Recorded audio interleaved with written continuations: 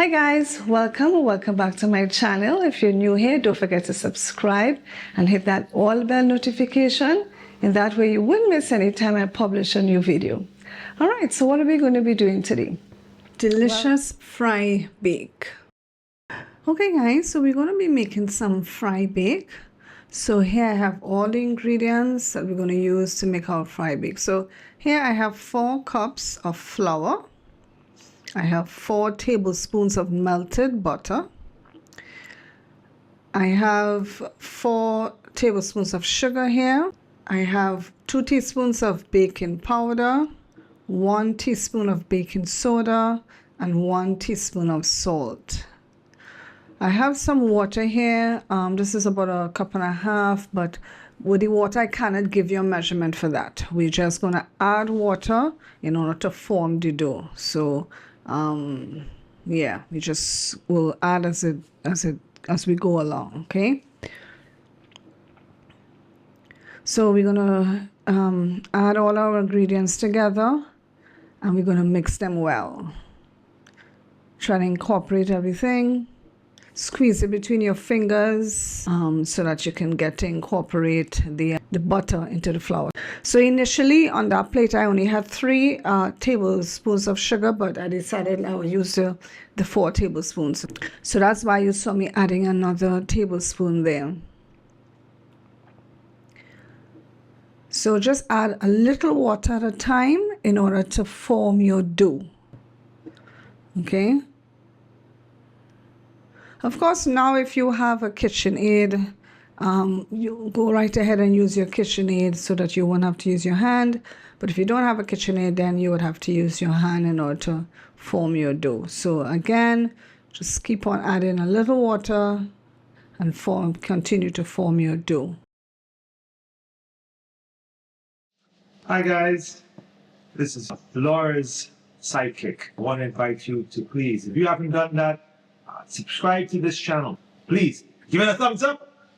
Make sure you watch all the videos. Over and out. So at this point, if you notice, the flour is very sticky. So I did add a little dusting of flour again. So that's what you will have to do. It's a back and forth, so to speak, because you know you might need to add a little extra flour, you might need to add a little extra water, as the case may be. It's a back and forth.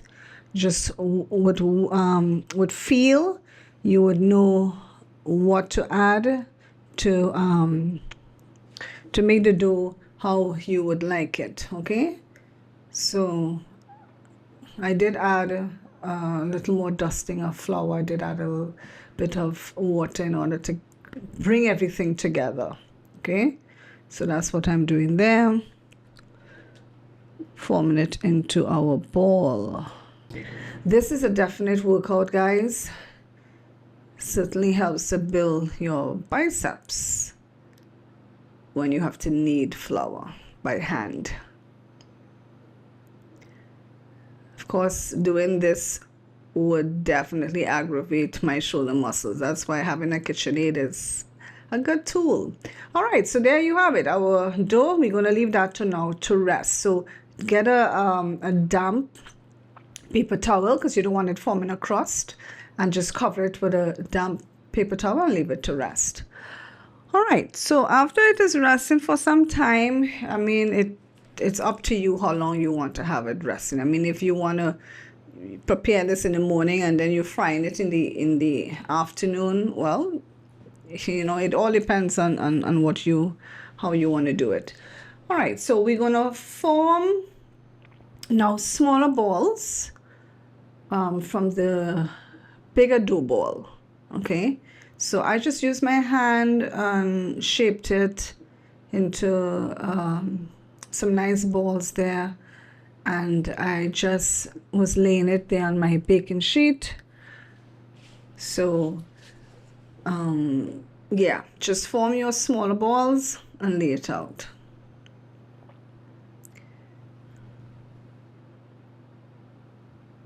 All right, so there we have all our balls formed. Now we're going to leave this to rest again. I left this to rest for about half an hour before I fried it, okay? So now we have our oil. I use coconut oil, so the oil is nice and hot. And I just use my hand to form my bakes. If you want to use a rolling pin, you can, but I did not use a rolling pin. You don't necessarily have to use a rolling pin. You can just use your hand and form it into the shape. All right, and now you add your bakes to the hot oil and just keep on flipping it over. Get a spoon so you can spoon some of the hot oil on the bake itself.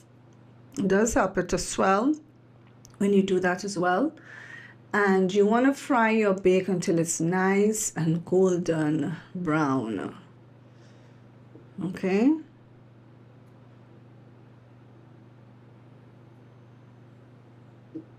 So what I did was I just continue flipping it on both sides to help it to get color on both sides of it.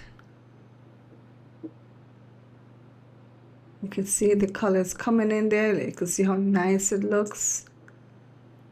Unfortunately, guys, I cannot eat this. I can't have flour. But oh my goodness, it does smell good, and it certainly does look really good when you see that nice golden color and you see that bake. Oh my goodness. It does tempt me at times to take a bite, though I've never taken a bite, but the smell of fried bacon is really nice. So yeah, there you have it. You have your fried bake there. Now you just put it on a paper towel to drain, and you have your fried bake to enjoy. Bye for now.